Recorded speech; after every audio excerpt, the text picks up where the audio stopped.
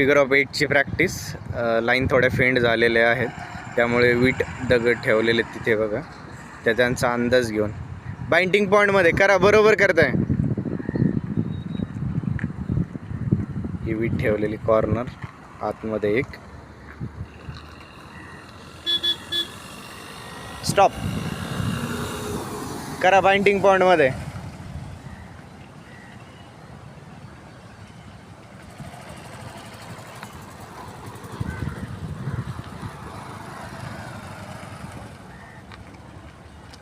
Yes करा सरळ.